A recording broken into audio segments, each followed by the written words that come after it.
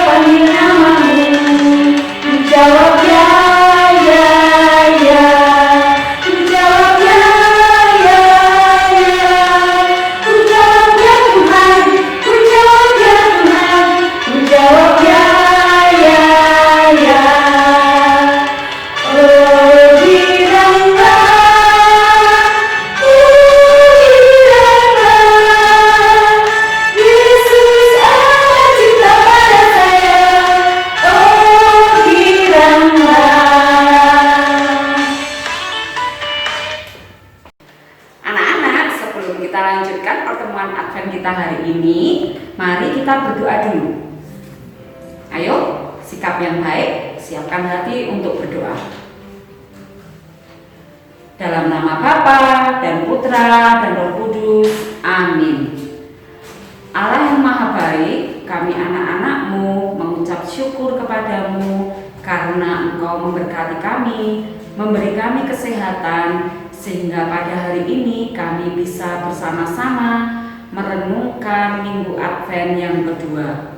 Kami mohon berkat-Mu agar dengan pertemuan Minggu Advent yang kedua ini kami semakin siap menyambut kelahiran dan kedatangan Yesus Kristus Putra-Mu di dalam hidup kami. Bimbinglah kami dengan Roh Kudus-Mu agar kami menjadi anak-anak yang baik, mendengarkan semuanya dengan baik sampai selesai nanti. Semuanya ini kami mohon kepadamu di dalam nama Yesus Tuhan kami. Amin. Dalam nama Bapa dan Putra dan Roh Kudus. Amin. Marilah kita menyiapkan diri untuk mendengarkan sabda Tuhan. Semoga Tuhan beserta kita sekarang dan selama-lamanya. Pembacaan Injil menurut Santo Markus. Dimuliakanlah Tuhan. Inilah permulaan Injil tentang Yesus Kristus, Anak Allah. Seperti ada tertulis dalam kitab Nabi Yesaya, lihatlah, aku menyuruh utusanku mendahului engkau. Ia akan mempersiapkan jalan bagimu. Ada suara orang yang berseru-seru di padang gurun. Persiapkanlah jalan untuk Tuhan. Luruskanlah jalan baginya. Demikianlah Yohanes Pembaptis tampil di padang gurun dan menyerukan, bertobatlah dan berilah dirimu dibaptis, dan Allah akan mengampuni dosamu. Lalu datanglah kepadanya orang-orang dari seluruh daerah Yudea dan semua penduduk Yerusalem. Dan sambil mengaku dosanya, mereka dibaptis di sungai Yordan. Yohanes memakai jubah bulu unta dan ikat pinggang kulit, dan makanannya belalang dan madu hutan. Inilah yang diberitakannya. Sesudah aku akan datang Ia yang lebih berkuasa daripadaku. Membungkuk dan membuka tali kasutnya pun aku tidak layak. Aku membaptis kamu dengan air, tetapi Ia akan membaptis kamu dengan Roh Kudus. Demikianlah Injil Tuhan. Terpujilah Kristus. Nah, anak-anak, setelah kita mendengarkan bacaan Injil tadi, anak-anak pasti sudah tahu Yohanes Pembaptis itu siapa. Ayo, pasti sudah sering dengar kan nama Yohanes Pembaptis? Kalau di gereja, kalau ikut pelajaran yang sudah calon komuni pertama, pasti sudah sering disebut. Ya benar, Yohanes Pembaptis itu adalah sepupu dari Yesus. Orang tuanya bernama Zakaria dan Elisabet. Elisabet itu saudaranya Bunda Maria. Yohanes dikatakan bahwa kelahirannya itu unik. Mengapa demikian? Karena waktu hamil Ibu Elisabet itu sudah tua, anak-anak, sudah mbah-mbah, sudah nenek-nenek. Jadi biasanya kalau nenek-nenek itu kan nggak bisa hamil ya. Nah, itu Ibu Elisabet beda. Ibu Elisabet hamil karena kuasa Tuhan. Bapak Zakaria tidak percaya akan kuasa Tuhan. Makanya ia setelah mendengar kabar itu menjadi bisu dan akan bisa berbicara lagi ketika Yohanes lahir. Yohanes tumbuh besar menjadi anak yang kuat, anak yang sederhana. Dia tinggal di padang gurun. Makanannya tahu nggak anak-anak? Makanannya belalang dan madu hutan. Kamu mau nggak? Pasti nggak mau. Bajunya itu loh, bajunya dari bulu onta dan ikat pinggangnya dari kulit. Tetapi Yohanes itu tugasnya sangat berat. Apa tugasnya tadi di bacaan tadi? Ya, tugasnya adalah mempersiapkan jalan bagi kedatangan Tuhan Yesus. Apa Yohanes harus membangun jalan itu? Beli aspal, beli pasir, beli batu? Enggak. Caranya adalah Yohanes menyerukan pertobatan. Yohanes menyerukan bahwa orang-orang harus dibaptis di dalam nama Tuhan. Dan ia juga mengatakan bahwa orang yang lebih besar akan datang setelah Yohanes. Namanya siapa? Pasti tahu. Dia adalah Yesus. Bedanya Yohanes dengan Yesus, bedanya Yohanes Pembaptis dengan Yesus adalah kalau Yohanes membaptis dengan air, tetapi kalau Yesus membaptis dengan Roh Kudus. Itu ya bedanya. Untuk lebih jelasnya, ayo kita dengarkan cerita tentang Yohanes. Anak-anak, Bu Emi mau mengenalkan kalian ada seorang tokoh yang besar. Ia sangat berperan dalam karya penyelamatan Yesus. Siapakah dia? Nih. Neng neng neng neng neng neng neng neng neng neng neng neng neng neng. Siapa dia ya? Biarkan dia berkenalan sendiri, oke? Halo adik-adik, sudah kenal saya? Saya adalah saudara sepupu Yesus. Siapa yang tahu saya? Saya adalah Sebentar Pak, jangan dikatakan dulu, biar adik-adik menebak ya. Oh, baiklah. Siapa saya? Saya hitung 1 sampai 5 ya. Oke. 1, 2, 3, 4, 5. Yeay, betul sekali. Namanya itu Bu Floren pinter ya. Iyalah Pak, kan guru agama. Benar, namaku Yohanes Pembaptis. Pak, kalau boleh tahu, nama orang tuamu siapa ya? Siapa yang tahu? Nama ayahku Zakaria dan nama ibuku Elisabet. Elisabet adalah saudara sepupu Bunda Maria. Berarti aku masih saudaranya Tuhan Yesus. Oh gitu ya Pak Yohanes. Kabarnya kelahiran Bapak itu dikabarkan unik. Benarkah demikian? Benar sekali, Bu Emi ini pinter sekali ya. Kelahiranku unik karena ketika ibuku hamil, ibuku sudah tua sekali. Umurnya hampir 100 tahun. Ayahku tidak percaya ketika mendengar kabar ini. Kemudian ayahku menjadi bisu. Ketika aku lahir, aku diberi nama Yohanes. Ketika mengatakan nama itu, ayahku langsung bisa berbicara lagi. Unik kan? Wah iya benar, unik sekali Pak Yohanes. Kakak tinggal di mana? Pak, Bu Emi, bukan Kak. Oh iya, Pak Yohanes. Aku tinggal di padang gurun. Siapa yang tahu makananku? Makananku lezat sekali. Makananku belalang dan madu hutan. Bajuku ini terbuat dari kulit onta dan ikat pinggangku juga.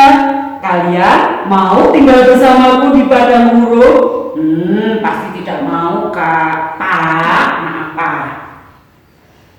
Tugas Bapak apa ya? Tugasku sangat berat.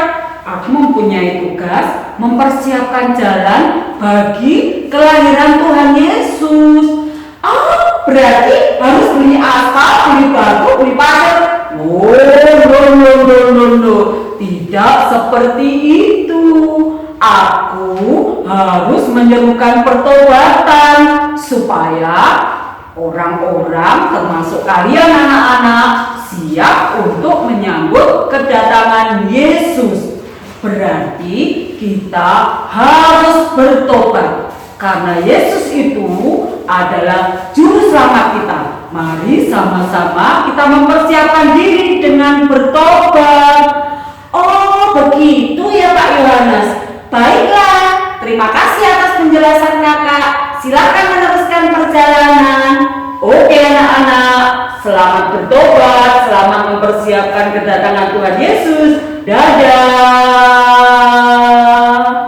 Nah anak-anak, bagaimana? Tadi sudah mendengar bacaan Injil, sudah mendengar cerita dari Bu Emi. Pasti kalian sekarang sudah mengerti siapa Yohanes Pembaptis itu. Nanti kalau ditanya berarti anak-anak sudah bisa jawab ya siapa Yohanes Pembaptis itu. Jangan sampai nggak bisa jawab loh ya.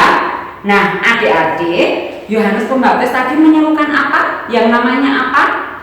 Pertobatan. Ya, Yohanes Pembaptis menyerukan pertobatan. Pertobatan itu dilakukan untuk mempersiapkan diri kita untuk menyambut kelahiran atau kedatangan orang yang sangat penting bagi hidup kita, yaitu Yesus Kristus. Anak-anak, bertobat itu berarti kembali kepada Tuhan. Siapa yang berdosa mau bertobat lalu kembali ke jalan Tuhan dengan cara melakukan perbuatan kasih dan berbuat benar. Loh, bagaimana caranya Bu Emi? Banyak sekali caranya. Kalian bisa melakukannya di rumah, di sekolah, di mana saja. Dari yang dulunya yang dulunya suka bohong, sekarang menjadi selalu jujur. Yang dulunya malas mengerjakan tugasnya yang ngerjakan mama papa. Nah, sekarang semakin rajin mengerjakan sendiri dengan penuh semangat karena mau bertobat, mau menyiapkan diri bagi Tuhan. Terus bagi yang pelit, siapa yang pelit? Ayo, nah sekarang harus murah hati, rela memberi kepada orang lain. Itulah anak-anak Tuhan, jujur, mau memberi, berbuat kasih, melakukan kehendak Tuhan. Anak-anak, khususnya di masa pandemi ini kita harus berjuang melawan yang namanya virus COVID. COVID apa ya? COVID COVID-19. Oh iya, COVID-19 anak-anak yang namanya corona itu loh, itu yang sudah merajalela di mana-mana. Kita harus melawan dengan cara tidak meremehkan kebersihan, harus menjaga kebersihan diri dan lingkungan, menjaga diri dan orang lain dengan cara 3M. 3M itu apa? 1. Mencuci tangan. 2. Memakai masker. 3. Menjaga jarak. Ya, jangan lupakan itu. Anak-anak, mari dalam kehidupan sehari-hari kita menyiapkan diri untuk menanti kedatangan Tuhan. Tampilkan versi terbaik dari dirimu untuk kedatangan Tuhan. Saya akan juga menjadi Bu Emi yang terbaik untuk kedatangan Tuhan. Gitu ya. Oke, selamat berjuang anak-anak. Tuhan memberkati. Anak-anak, ayat hafalan hari ini adalah bertobatlah dan berilah dirimu dibaptis dan Allah akan mengampuni dosamu. Ayo kita ulangi sama-sama. Bertobatlah dan berilah dirimu dibaptis dan Allah akan mengampuni dosamu. Dan untuk perutusan hari ini adalah aku akan melakukan 2D 2K. Doa, derma, kurban, kesaksian sebagai tanda tobat. Ingat ya, melakukan 2D. Doa, derma, kurban, kesaksian sebagai tanda pertobatan. Mari kita tutup pertemuan hari ini dengan berdoa bersama. Siapkan hati kalian, ayo duduknya yang baik, tangan dilipat, mata ditutup.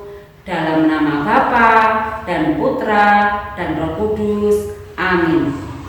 Tuhan Yesus, terima kasih. Kami anak-anak-Mu sudah mendengarkan sabda-Mu, sudah mendengarkan cerita, sudah bernyanyi bersama. Sekarang kami mau menyiapkan diri untuk menanti kelahiran-Mu di hari Natal nanti. Berkatilah dan bimbinglah niat-niat kami, supaya kami menjadi anak-anak yang baik, mencintai Tuhan dan sesama, rajin belajar, taat kepada orang tua dan guru, sayang kepada teman, sehingga kami akan menjadi anak-anak yang menyenangkan hati-Mu. Tuhan Yesus, kami berdoa di dalam nama-Mu, dalam nama Bapa dan Putra dan Roh Kudus. Amin. Baiklah anak-anak, sudah siap melakukan perutusan hari ini? Kita akan bertobat untuk menyiapkan kelahiran Tuhan Yesus Kristus. Sebelum kita akhiri pertemuan hari ini, kita tutup dulu dengan bernyanyi bersama ya. Yang semangat ya, kita menyanyikan lagu Happy Ya Ya Ya. Semua bisa kan?